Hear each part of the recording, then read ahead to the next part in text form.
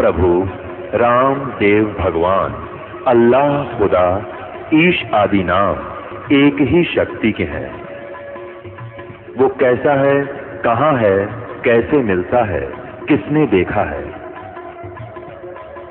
ये प्रश्नवाचक चिन्ह पूर्ण रूप से हटाने के लिए अवश्य सुनिए जगत गुरु तत्वदर्शी संत रामपाल जी महाराज के अमृत वचन सर्व पवित्र धर्मों के पवित्र शास्त्रों के आधार पर।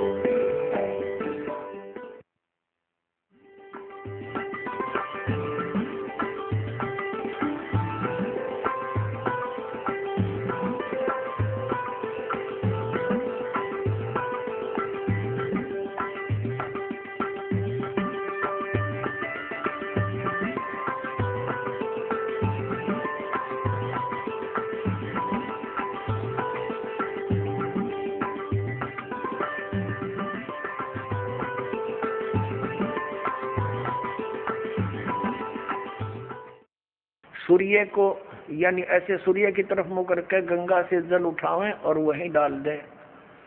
कबीर साहब बढ़कर उसमें गंगा में घुटनों पानी में और ऐसे नौकरन लगे गंगा के जल को पटरी पर फेंक रहे पूरी स्पीड पे। अब वो सारे पंडित जी अपना काम छोड़कर कबीर साहब की ओर देखने लगे।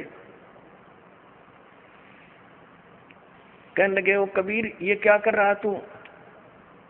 कबीर जी बोले आप क्या कर रहे हो? मैंने ना पूछा, तुम क्यों पूछ रहे हो मेरे से? पहले आप बताओ आप क्या कर रहे हो? कि हम अपने पितरों को स्वर्ग में जल भेज रहे हैं।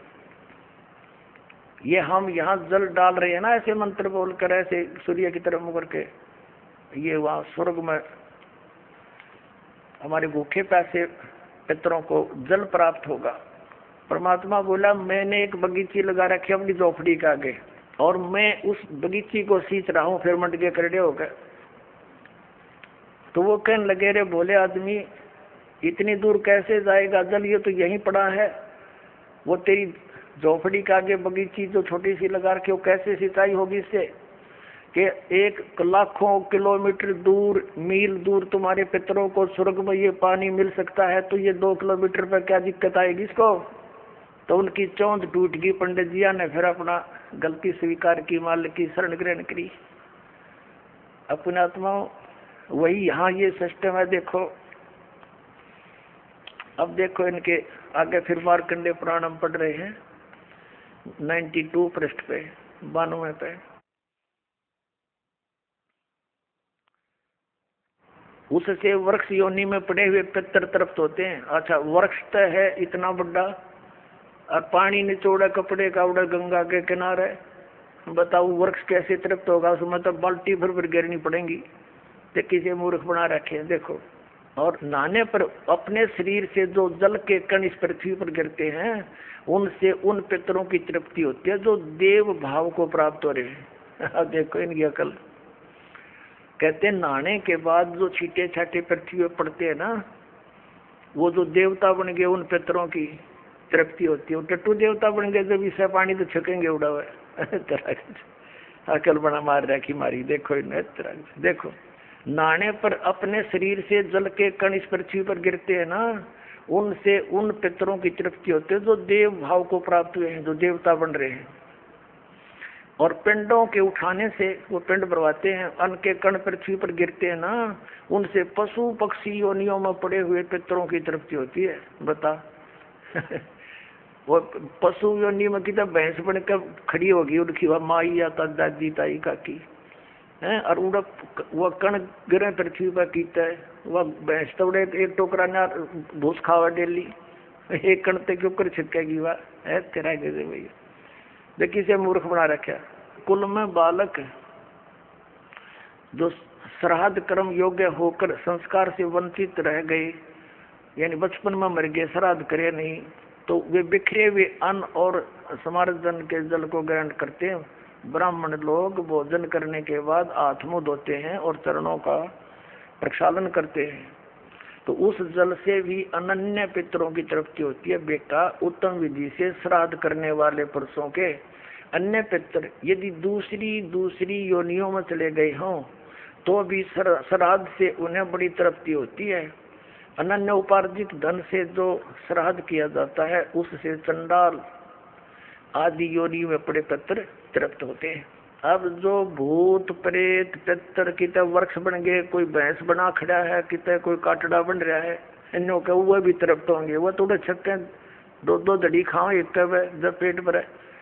एक बार आदरणीय गरीबदास साहिब जी गांव छुटानी में हुए, जिनको परमात्मा मिले थे और सचखंड ले जाकर वापस छोड़ा था। उन्होंने फिर ये ज्ञान दिया। एक उनका शिष्य था किसान, और वो गरीबदास साहिब जी के पास बहुत समय बैठता था, प्रतिदिन सत्संग सुनता था, दिन में विचार सुनते रहते थे, बैठ जाते थे। तो वो एक दिन नहीं आया। गरीबदास जी ने पूछा, भाई कल क्यों नहीं आया? अगले दिन जब वो पहुंचा, उसने बताया कि महाराज जी कल मेरी माँ का श्राद्ध था और हमारे गुरुजी वो पंडित जी आए थे, उन्होंने श्राद्ध निकाला, उसमें सारा दिन बिजी रहा मैं। कहा अच्छा भाई। फिर कहने लगा जी कल भी नहीं आन पाऊंगा मैं। पर गरीबदास जी ने पूछा कल क्या बात है? कि कल मेरे पिताजी का श्राद्ध है। कहा अच्छा। परमात्मा पहले भी बहुत समझाते थे गरीबदास साहिब जी, लेकिन हमारी बुद्धि इतना काम नहीं करती, हम संसार के व्यवहार को घड़ा में तो देते हैं। तो गरीबदास जी ने कहा भी एक काम करना बेटा, जब तेरे पिता का श्राद्ध निकाल ले तुम्हारे वो ब्राह्मण जी, उसके बाद 2 व्यक्तियों का खाना ले आना यहाँ पर। अब उस व्यक्ति ने सोचा गुरुजी अपने लिए मंगाते होंगे। जब उनके गुरुजी ने सारा काम कर लिया, तैयारी उसने सब लगा दिया, भोग भाग कौवे काव्य छका दिए, तो बाद में बचे हुए 2 मनुष्यों का खाना लेकर के वो गरीबदास जी के मकान में आ गया। गरीबदास जी भी गृहस्थी थे, बाल बच्चेदार थे, किसान थे, लेकिन परमात्मा से परिचित हो चुके थे, तत्व ज्ञान से परिचित थे। उनका खेत था, उस भगत का ही खेत था, उसमें एक जोड़ी थी, छोटा सा तालाब जिसको लेट बोले, और व्यक्ति लेकर आ गया 2 मनुष्यों का भोजन। गरीबदास जी कहने लगे आजा मेरे पीछे पीछे। अब उस व्यक्ति ने सोचा खेतों में कोई साधु संत आए होंगे, इनसे मिलने आते रहते हैं।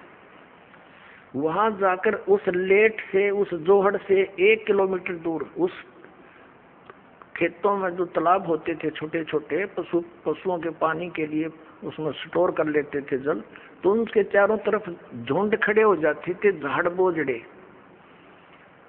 कांटेदार झाड़ियों के गुच्छे से बन जाते थे।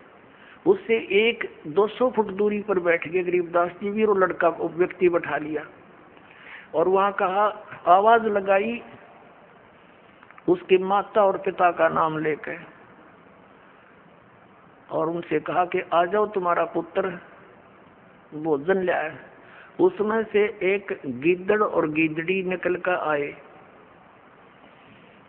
और वहां आकर खड़े हो गए, और लीला थी गरीबदास साहिब जी की, और कहा बेटा ये तेरी माँ, ये तेरा बाबू, ये तेरा पिताजी, इन्हें खिला भोजन। वो दर दिया खोल कर उसने। अब वो छक गए दोनों, 1 मिनट खा गए फटाफट और खा कर भाग गए।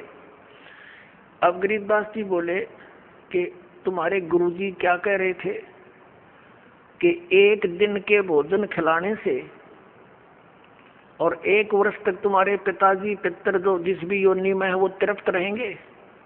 अखा जी ऐसे कह रहे थे, ये दोनों भूखे मरे थे, देखा गए सारे ने, और भोगते ला के आए हो तुम्हें। अखा जी उस दिन पीछे कान पकड़ दिया कि जी बाढ़ में जाओ, ये तो बकवास है सारी, तो छोड़ दी सारी वो लोकवेद और दंत कथा, मनमाना आचरण उस प्यारी आत्मा ने।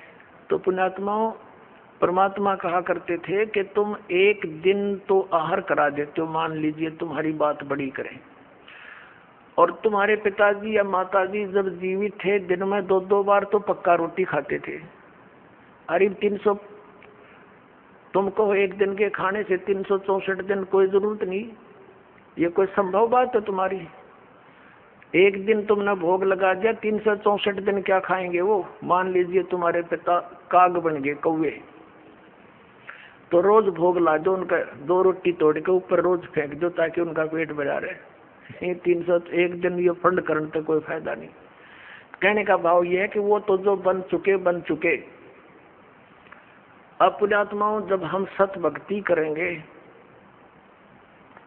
और इस साधना के करने से आपके जो पितृ भूत प्रेत आदि बने हुए हैं, और चाहे वो किसी योनि में है, ये पितृ वाली सिस्टम में, तो उनकी भी मोक्ष हो जाएगा आपकी भक्ति करने से। अब पुण्यात्माओं, ये सत्कर मान लेना, ये दास आपको समय अनुसार सब क्रियाएं बताएगा। इन एडवांस करने से आप अपना कर्म बिगाड़ बैठोगे। आप अपनी भक्ति करते रहो और समय आने पर ये सब आपके पितृ वगैरह भी इस साधना से ही इनकी मुक्ति हो जाएगी। अब क्या होता है, जैसे इन्हीं पुराणों में लिखा है कि 1000 ब्राह्मण भोजन कर रहे हों। जैसे इन्होंने पितरों की और भूतों की श्राद्ध की वो विधि बता रखी है।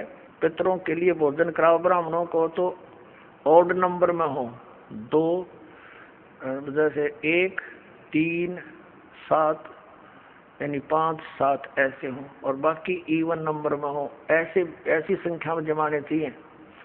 और विष्णु पुराण में लिखा है कि 1000 ब्राह्मण जिमते हो, भोजन कर रहे हो, और उनके सामने एक योगी माने भगत, सच्चा भगत, सत्साधक, सत साधना करने वाला परम अक्षर परमात्मा का जो साधक है वो वास्तव में भगत योगी होता है। योगी का अर्थ ये नहीं ये पेट का पानी हला के दिखा दे और आसन उसन कर रहा हो ना, ये योगी नहीं। ये तो एक वो है अपनी, समझ लो ये प्राकृतिक चिकित्सक कह सकते हैं, वो योगी है। योगी का अर्थ होता भक्त, परमात्मा से मिलने की जो कोशिश कर रहा है वो योगी है, भक्त यानी सच्चा साधक। ये देखिएगा श्री विष्णु पुराण गीता प्रेस गोरखपुर से प्रकाशित है। इसके अनुवादक हैं मुनीलाल गुप्त। ये गीता प्रेस गोरखपुर से प्रकाशित है। ये है अध्याय 16 और 3 अंश और पृष्ठ नंबर 213 पर। यहाँ पर लिखा है, हे राजन, श्राद्ध करने वाले पुरुष से विश्व देवगण, पितृगण, मातामह और कुटुंबी जन सभी संतुष्ट रहते हैं। हे भूपाल, पितृगण का आधार चंद्रमा है और चंद्रमा का आधार योग है, भक्ति, और इसलिए श्राद्ध में योगी जन को नियुक्त करना अति उत्तम है, यानी सत साधक को। हे राजन, यदि श्राद्ध भोजी एक सहस यानी 1000 ब्राह्मणों के सम्मुख एक योगी भी हो तो वह यजमान के सहित उन सब का उद्धार कर देता है, यानी ब्राह्मणों का भी और उनका यजमान का भी, सबका उद्धार कर देता है। पितरों की तो बात तो छोड़े। अब पुण्यात्माओं, यहाँ पर आप सब योगी हैं और जो भक्त आपके यहाँ दान करता है वो आपको जमा रहा है, तो आपके पितरों का तो वह उद्धार हो जाएगा। ये सत्कर मान लियो। ये इतना गजब का मार्ग है। जो सत्य है वो तो इन्होंने ग्रहण की नहीं, इन्होंने असत ग्रहण कर ली। पुण्यात्माओं, जैसे वेद, आपने रुचि ऋषि की कथा में देख लिया मार्कंडेय पुराण में कि वेद में इसको अविद्या कहा है, कर्म कांड को। और पितर भी मानते हैं क्योंकि वह भी ब्राह्मण थे, ऋषि थे। अरे वो नौके हमारी दुर्गति हो जाएगी, जैसे दूसरा आदमी निकाल लेगा। अब जैसे एक श्रद्धालु कहता है कि जैसे हमारे पिताजी दिखाई दे जाए और वो कहें बेटा श्राद्ध निकाल दे, तो हम क्यों नहीं निकालेंगे? निकालना तो पड़ेगा। कोई बात है यार? पुण्यात्माओं, उसका तरीका है। जैसे किसी का बालक और कुएं में गिर गया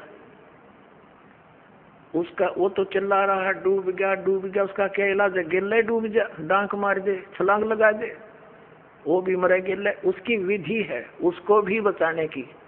पहले रस्सी बांध एक ऊपर मजबूत सी, उसको नीचे डालो, उसको पकड़ कर जा, उसने भी काट के लिया। तो ये पितर दिखाई दे जा ऐसे कोई है तो उसका गेल नहीं डूबे, उस राजना नहीं करे, वो तो कुएं में छलांग लगाने वाली बात होगी, गिल्ले मर गया।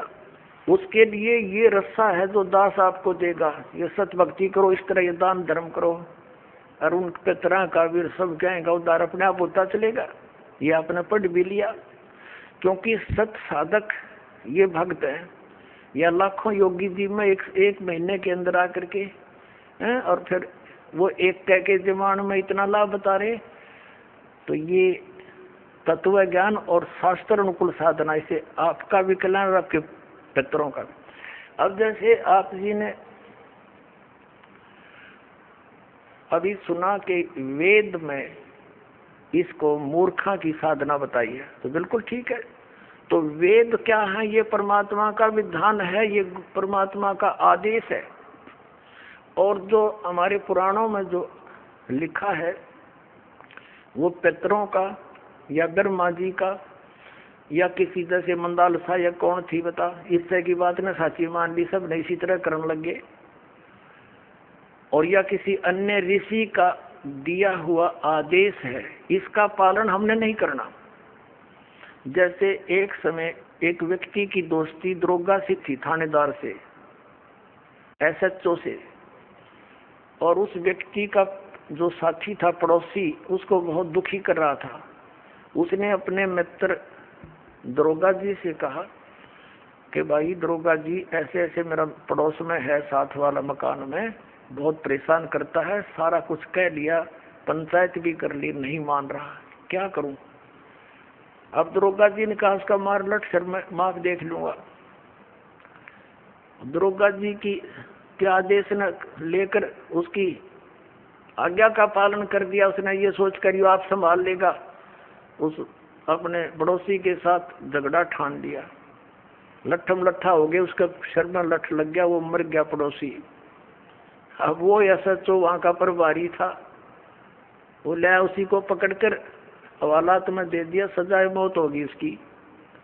अब राजा का विधान था किसी का लठ मारेगा और मर गया तो उसकी सजा होगी मौत, और वो विधान तोड़ दिया उस व्यक्ति ने। अपने मित्र एक अधिकारी की आज्ञा का पालन कर लिया, जिससे राजा का विधान टूट गया, वो दंडित हुआ।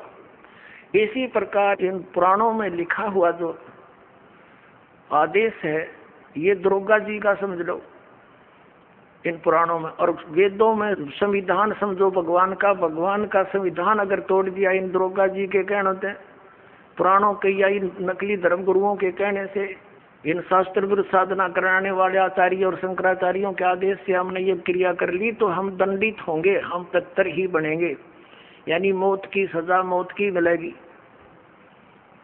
तो इसी गलती हम तो ना करें भाई, और करियो भी मत। एक जीवित उदाहरण दास आपको देता है। मेरे पूज्य गुरुदेव जी ब्राह्मण वर्ण में जन्मे थे। हरियाणा के अंदर जिला भिवानी चरखी दादरी के पास एक पैंतावास गांव है, बड़ा पैंतावास, वहां वो रहते थे, किसान का काम करते थे, वर्ण ब्राह्मण है। पुणात्मा ब्राह्मण कोई जाति विशेष नहीं, दास बहुत बार कहता है कि देखो ब्राह्मण बिदक जा, कि ब्राह्मणों के विषय में कह रहे नहीं। और वो खेतों में, मेरे जो गुरुदेव थे ब्राह्मण वर्ण में जन्म था उनका, खेतों में गौवें चरा रहे थे अपने खेतों में। उसके पास पहले जंगल बहुत होते थे, वन बहुत होते थे। एक दिन उनकी भेंट हमारे दादा गुरुजी से होगी, यानी एक संत से। वो उससे प्रेरणा पाकर के घर से खिसकने की सोची और गुरुदेव का एड्रेस पूछ लिया। सब ज्ञान से परिचित होकर खेतों में शाम के समय गौवें चरा रहे थे, और भी कुछ साथी पाली गवाले थे। तो उनको ये कहकर के मैं फ्रेश होकर आता हूँ, मैं देर हो जा तो तुम पशुओं ले चलना, मैं आप आ जाऊंगा। वो जंगल में चले गए गहरे। पालियों ने वो अपने गौवें गांव में ले आए। अब वो शाम ने काफी देर होगी, जब नहीं आए उनका बचपन का नाम, गांव का नाम हरिद्वारी था, पंडित हरिद्वारी। और फिर उन्होंने अपना नाम बदल लिया था, कोई पहचान ना ले, घर से निकल गए थे वो। तो उन्होंने क्या किया, अपने कपड़े जो पहन रखे थे वो उतार दिए, 2 जोड़ी कपड़े लेकर गए घर से, उस दिन एक अलग से ले गए थे, किसी को दिखाया नहीं। वो जो पहन रखे थे वो कपड़े पाड़ पुड़ के, और कोई किसी हिंसक पशु ने, कोई पशु खा रखा था, कोई मृग वगैरह, किसी शेर ने, वो उन्होंने दिन में देख लिया था। उसके ऊपर घेर के कपड़े और निकल गए, रातों रात हरिद्वार पहुंच गए। अब घर वालों ने इंतजार की, घंटा 2 घंटा, फिर पूछा उन पालियों से, हरिद्वार ही नहीं आया। वो कहने लगे, वो यूं कह रहा था मैं फ्रेश होकर आऊं हूँ, तुम चलो। उन बच्चों को साथ लेकर गए, बताया कहाँ से प्रवेश हुआ था, किधर गया था। जाकर ऐसी पहले टॉर्च कारच होती नहीं थी, लालटेन दीपक से ले रखे हाथों में, गए, देखा रहे ये तो बच्चा खा रखा है, ओहो ये तो किसी हिंसक पशु ने खा लिया, रे मर गया मर गया। अंधे हो गए, रोन लाग गए, दूर तय अंधेरा सा था। वो हाड़ जो पशु के हुए और कपड़े इकट्ठे करके रात ने दाग दे दिया, अग मर गया। फिर उसकी 13वीं शुरू हुई। पहले तो आए महीने का लठ गड्ढा करता है, वो आए महीना ब्राह्मण जी में करते। अब वो ब्राह्मण न्यारे हैं जो कर्म कांड करने वाले, तो वो सारा काम कर दिया। वर्षी भी बना मनु जी, और फिर हो गए श्राद्ध शुरू है कि वो थारा बे उलादा मर गया, निसंतान मरा हुआ है, और इसकी अच्छी सेवा करनी चाहिए, नहीं तो क्योंकि तुम इनका हक खा रहे हो। जमीन थी इनके नाम, और वो बन रहे भक्त, संत बन गए, दुनिया का उद्धार करें। एक बार जब मेरे पूज्य गुरुदेव जी 105-6 वर्ष के हो गए, सतलोक जाने की तैयारी हुई। तलवंडी भाई, फिरोजपुर जिला पंजाब में उनका आश्रम, एक इसमें खन्ना के अंदर था, एक मोगा के अंदर था, एक नजफगढ़ आश्रम था। तो तलवंडी भाई वो ज्यादा रहते थे, तो वहां से दास को उसने आदेश दे रखा था नाम देने का। बहुत से शिष्य भी उनकी प्रेजेंस में दास के हो गए थे। 2 बच्चों की सेवा लगा रखी थी, उनकी सेवा में छोड़ रखे थे। तो उनका संदेशा आया कि गुरुजी यहाँ पैंतावास आ चुके हैं। तो दास भी पहुंच गया 3-4 भक्तों को लेकर गाड़ी से। वहां देखा वो गुरुजी बैठे, प्रणाम हुआ। फिर उनकी एक भाभी जी थी, वो 92 वर्ष की हो रही थी, 92 ईयर ओल्ड थी। उससे बातचीत हुई। हमने उनसे पूछा कि माता जी, जब हमारे गुरुदेव यहाँ से चले गए तुमने क्या सोचा पीछे थे? वो कहने लगी, जी मैंने तो ये सुना था कि इनकी मृत्यु होगी। तेरा एक देवर था और वो ऐसे ऐसे जंगल में किसी पक्षी ने, पशु ने खा लिया था, हिंसक ने, और मैं आई जब तक इसके श्राद्ध निकला करते, और 70 श्राद्ध मैंने अपने हाथ से निकाल रखे इसके।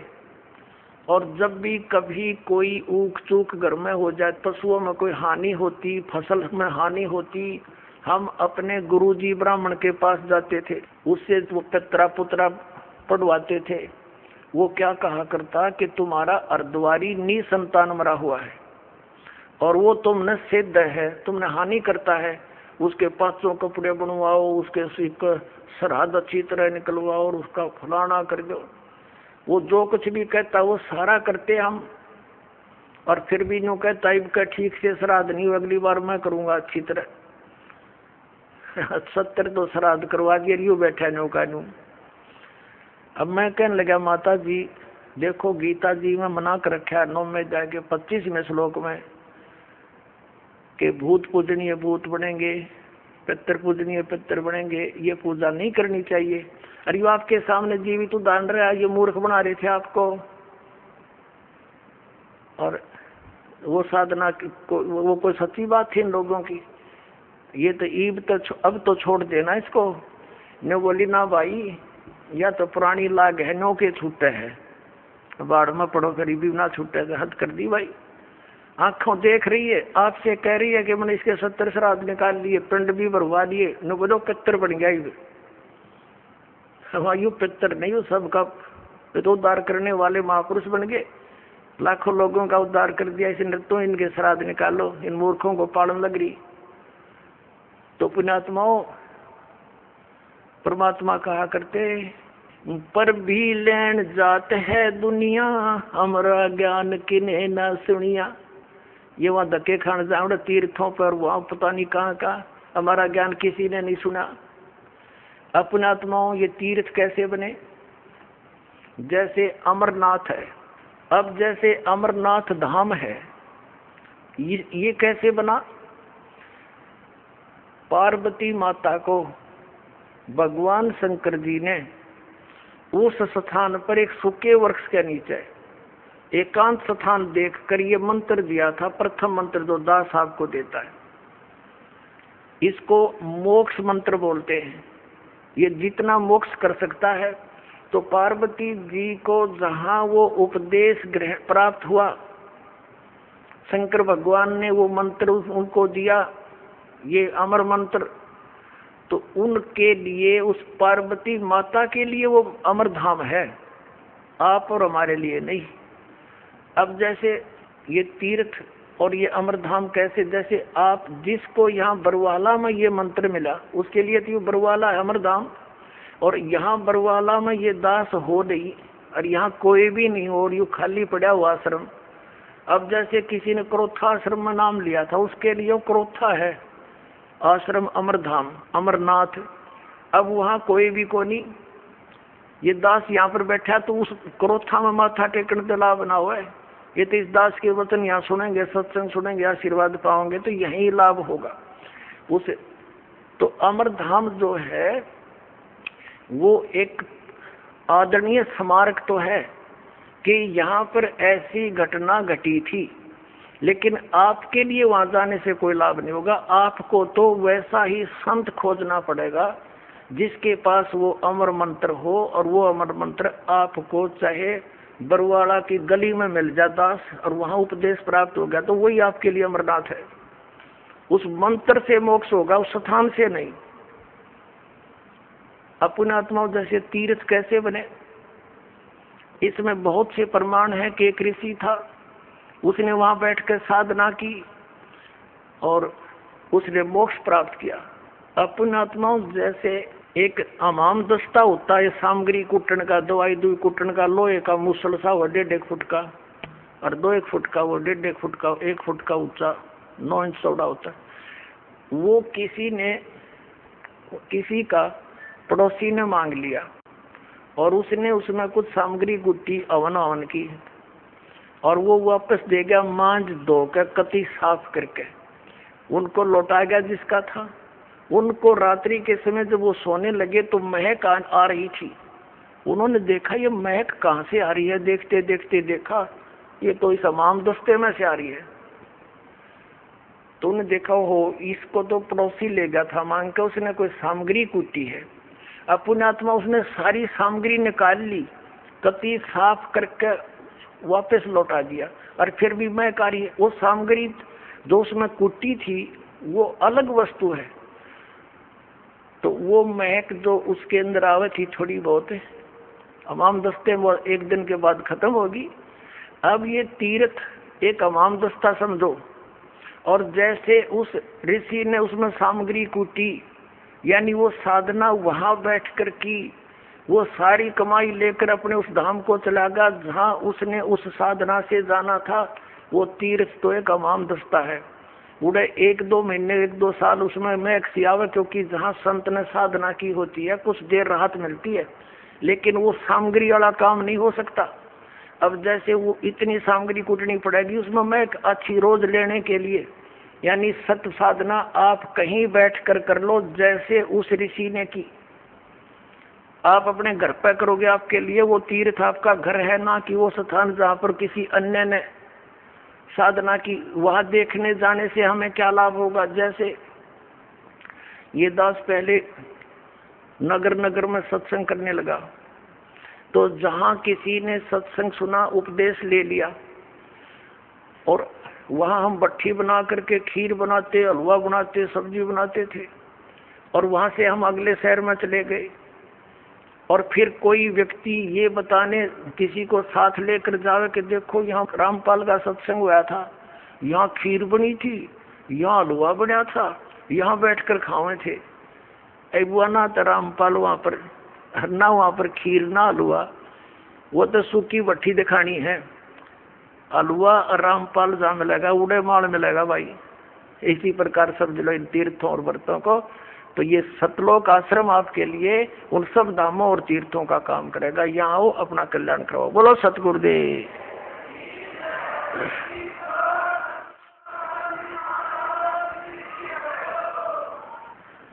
परम पिता परमात्मा, पूर्ण ब्रह्म, परम अक्षर ब्रह्म कबीर परमेश्वर जी हैं। ये अनंत ब्रह्मांडों के उत्पादक हैं, ये सब के सृजनहार है। परमात्मा की खोज में आत्मा उसी दिन से लग गई जिस दिन से ये इस काल के जाल में फंसी थी। क्योंकि जो सुख इस आत्मा को सतलोक के अंदर था,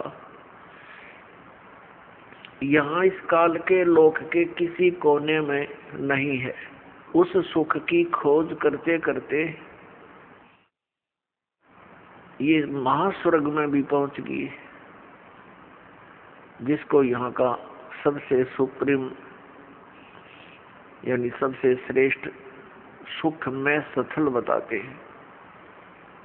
वहां भी वो सुख नहीं है, वहां भी ऐसे ही आग लगी है जैसे इस पृथ्वी पर है।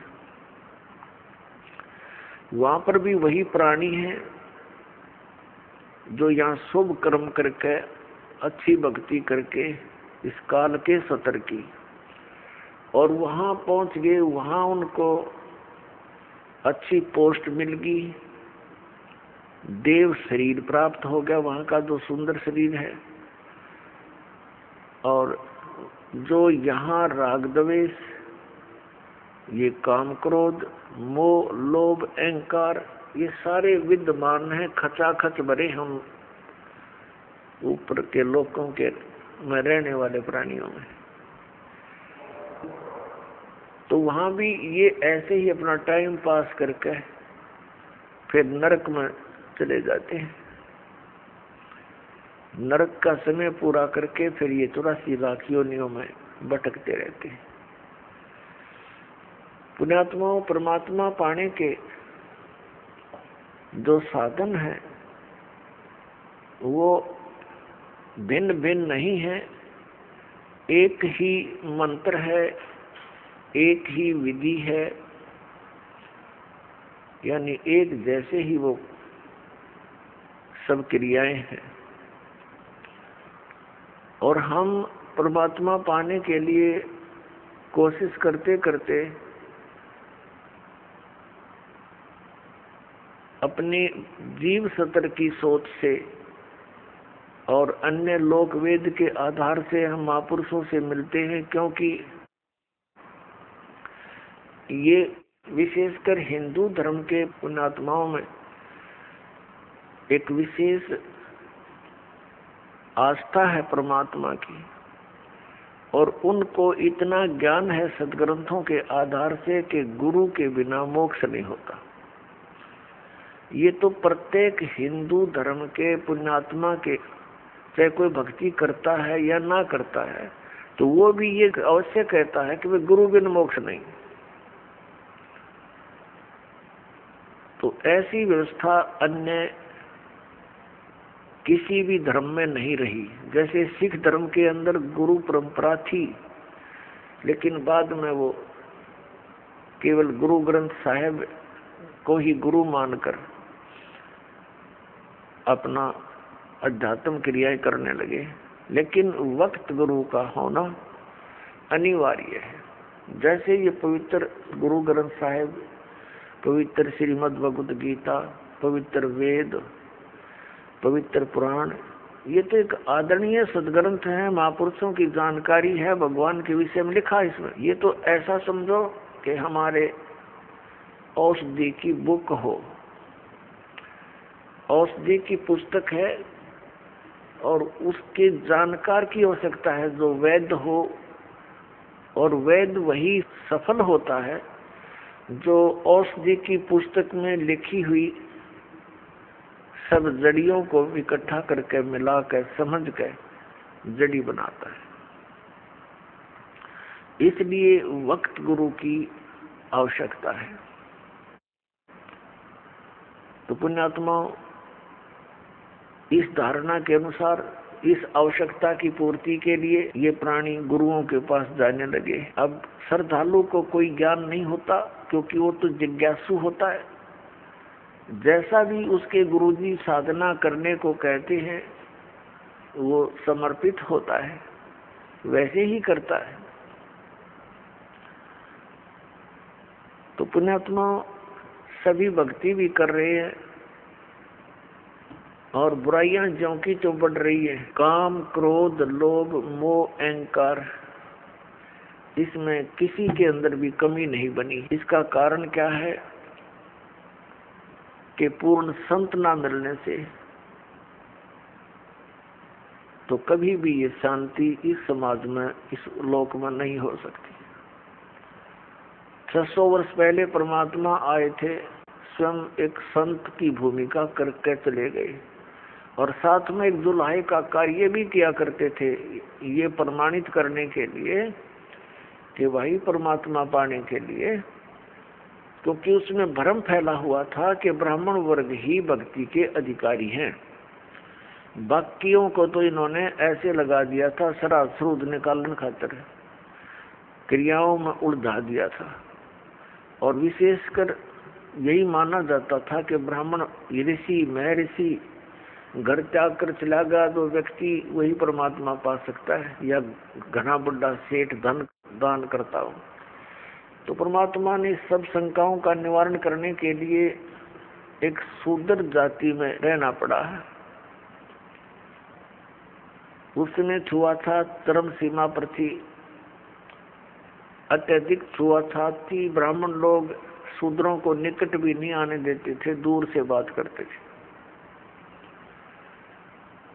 और उस समय परमात्मा एक दुल्हा जाति के अंदर रहे। वैसे तो उनका जन्म नहीं हुआ था, सतलोक से आए थे, सहशरीर आए थे। एक नवजात शिशु का रूप धारण किया था कमल के फूल पर, बाहर एक सरोवर के अंदर। वहां से एक नीरू नीमा नाम के दुल्हा दंपत्ति उठा ले गए थे और वहां परमात्मा की परवरिश लीला होने से और फिर दुल्हाए का कार्य करते हुए जनता को ज्ञान भी देते थे, भक्तों को यथार्थ ज्ञान समझाते थे, सूक्ष्म वेद का प्रचार करते थे। वो यही प्रमाणित करने आए थे, एक उदाहरण देने आए थे कि परमात्मा पाने के लिए जाति और धर्म और कर्म, यानी जैसे कोई ज्यादा बड़ा सेठ यानी धन अधिक या कम, ये इसके लिए कोई मायने नहीं रखता। गुरु पूरा हो और शिष्य सूरा हो, सूरमा। सूरमा का अर्थ है कि इस भक्ति मार्ग पर जो प्राणी लगता है तो उसकी सब क्रियाएं अन्य संसारिक व्यक्तियों से भिन्न होती है, तो उसमें हमारा समाज बाधा करता है। और जो उन बाधाओं की परवाह ना करते हुए आगे बढ़ता है इस भक्ति मार्ग पर, वो सूरवीर होता है। कौन कौन थे सूरवीर? जिनका ज्ञान है सुप्रसिद्ध है। दरु थे सूरवीर, प्रहलाद थे सूरवीर, और मीराबाई थी सूरवीर, और स्वयं परमात्मा तो वो मालिक थे ही थे, वो तो सूरवीरों के सूरवीर और सब भगवानों के भगवान कबीर परमेश्वर जी। और अब वर्तमान में ये दास देख रहा है कि मेरे इस परमात्मा के ज्ञान से परिचित इस दास के अनुयायी ये सूरवीर, क्योंकि इन्होंने समाज के साथ संघर्ष करके, क्योंकि क्रोथा कांड के दौरान इस दास को इतना बदनाम कर दिया गया था झूठा, और इतना परेशान किया गया परमात्मा के बच्चों को, लेकिन ये सूरवीर थे, ना किसी से लड़े और ना डरे। संत का यही एक नियम होता है, लड़े भी नहीं और डरे भी नहीं, तो परमात्मा साथ देता है। आज हम सफल हुए, पूरा विश्व के अंदर ये ज्ञान जाएगा, परमात्मा का साथ हमारे साथ रहा और रहेगा, क्योंकि ये काम उसी परमात्मा ने शुरू करवाया है। हमारा कोई खानदानी पेशा ना, दादे परदादे माता पिता ने कभी यो काम कराया ना, दास को ये मजदूरी दी तो दास का उसी दिन से ये अटल इरादा बन गया था, सिर जाओ से डट जाओ, परमात्मा के चरणों में ये शीश जाओ तो सफल हो।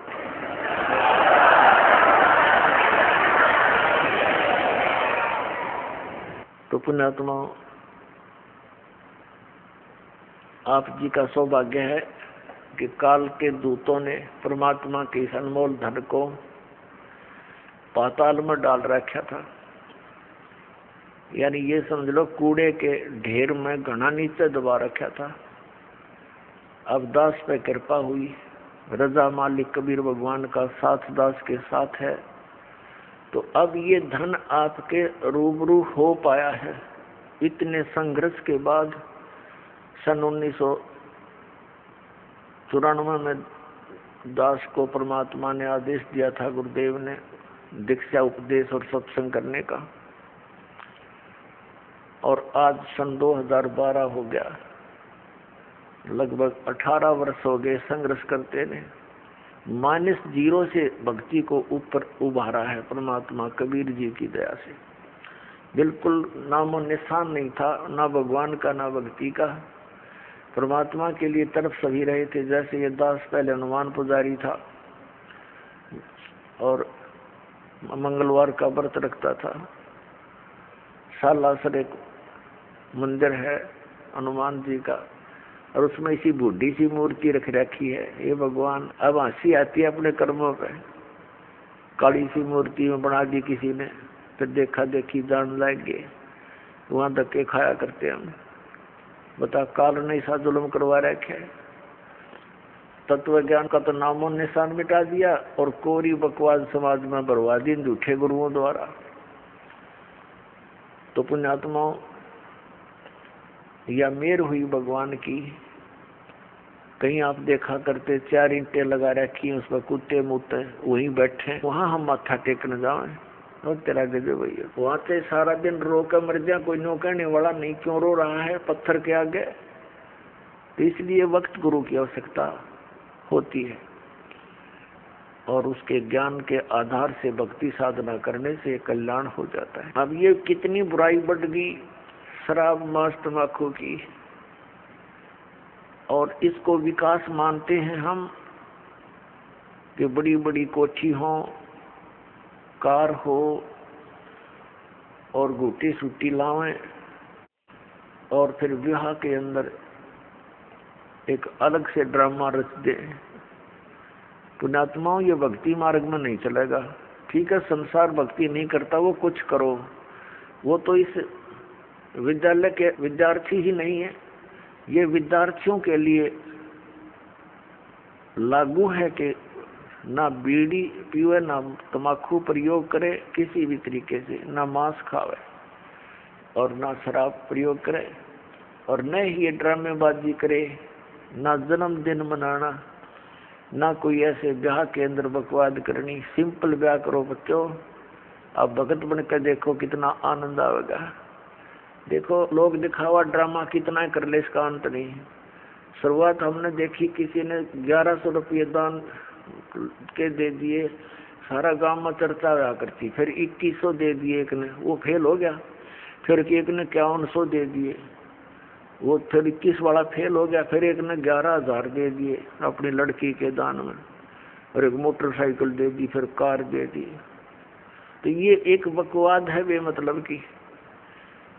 बच्चे को परमात्मा से जोड़ दिया जाए, परमात्मा का नाम लेकर, और ये राम नाम का दहेज बेटी ने दे दे, ये सदा साथ देगा। एक टाइम हमने कुछ दे भी दिया बच्चे को, कितने दिन उससे वो गुजारा कर सकती है। और फिर गरीब की बेटी अमीर की बेटी को देखकर मायूस हो जाती है। उसको ना जाने कितना दुख होता है। तो इस तरह की ये बकवादें हमने समाज से खत्म करनी पड़ेंगी, खासकर भगत समाज को तो इसमें अग्रसर होना ही पड़ेगा। इस दास के संघर्ष में आपने सहयोग देना पड़ेगा। ये बिल्कुल गलत है, भक्ति बाधक है।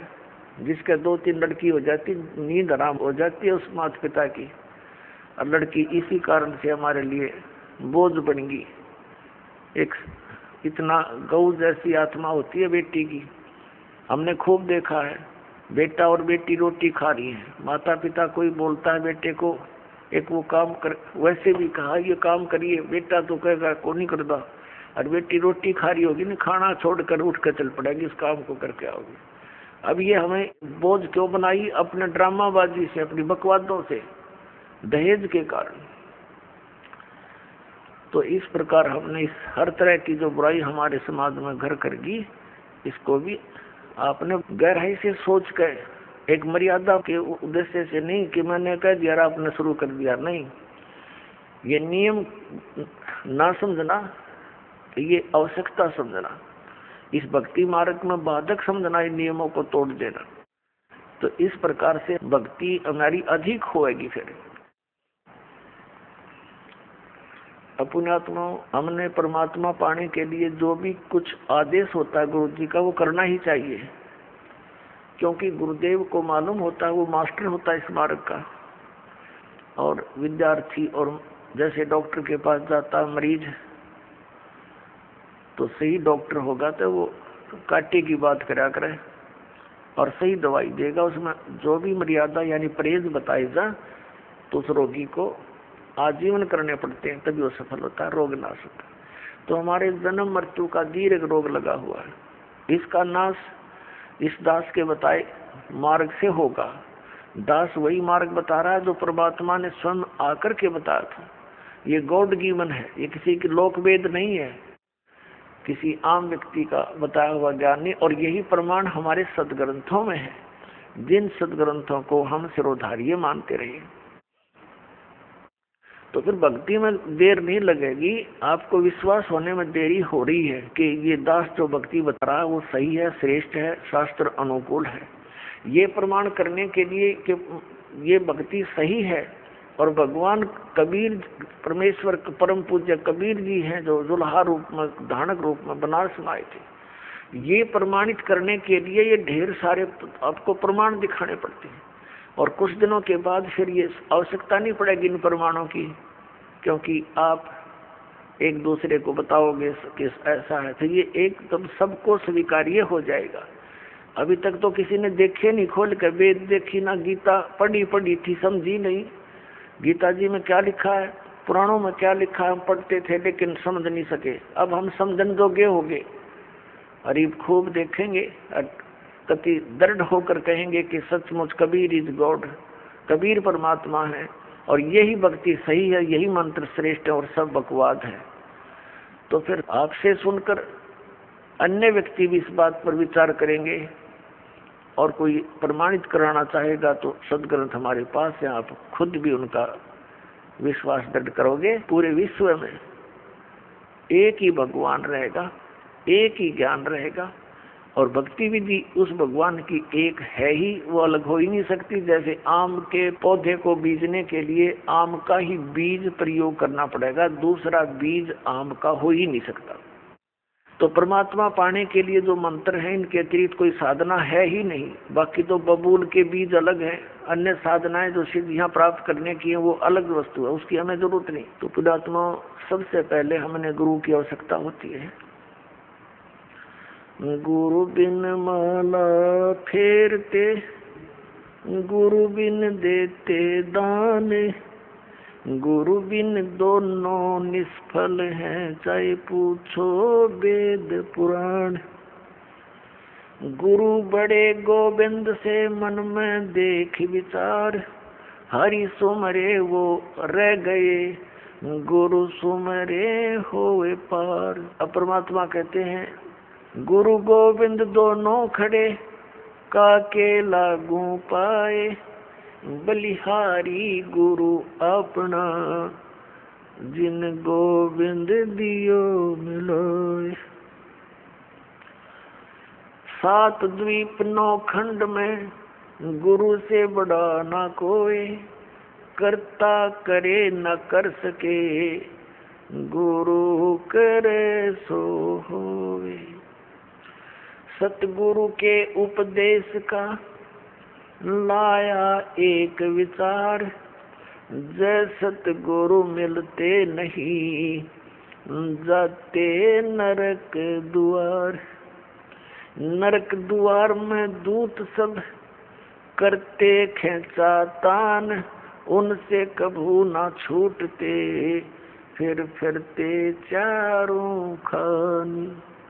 4 खानी में भरमते, कबहू ना लगते पार, सो फेरा सब मिट गया, मेरे सतगुरु के उपकार। 7 समुद्र की मसी करूं, लेखनी करूं बन राय, धरती का कागज करूं, गुरु गुण लिखो न जाए।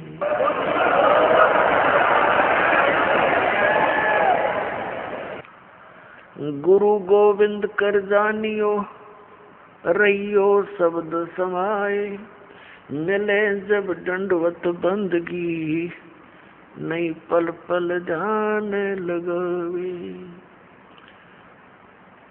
गुरु मानुष कर जानते ते नर कहिए अंध, ओवे दुखी संसार में आग काल के फंदे।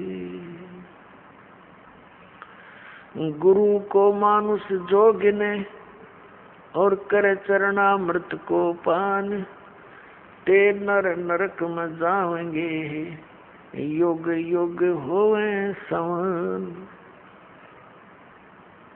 पुण्यात्मा, परमात्मा ने गुरु जी के ऊपर गुरु की महिमा का, गुरु के महत्व को कितनी गहरे शब्दों में समझाने की चेष्टा की है। अपनात्मा परमात्मा कहते हैं, कबीर हरि जय रूठ जा, गुरु की शरण में जावे। कहें कबीर गुरु रूठ गए, तो हर ना करे सहाय। अब क्या बताते हैं कि सतगुरु के उपदेश का लाया एक विचार, जय सतगुरु मिलते नहीं, हम जाते नरक द्वार। पुण्यात्मा, आपने महावीर जैन जी का इतिहास बहुत बार देखा है, दास ने दिखाया है। वो पुण्यात्मा भक्ति के लिए घर भी त्याग दिया, अपने दादाजी से उपदेश लिया, ऋषभदेव जी से, वो मारीची जी ने, और वही आत्मा आगे चल के महावीर जैन हुआ। महावीर जैन के रूप में जन्मने से पहले उस आत्मा ने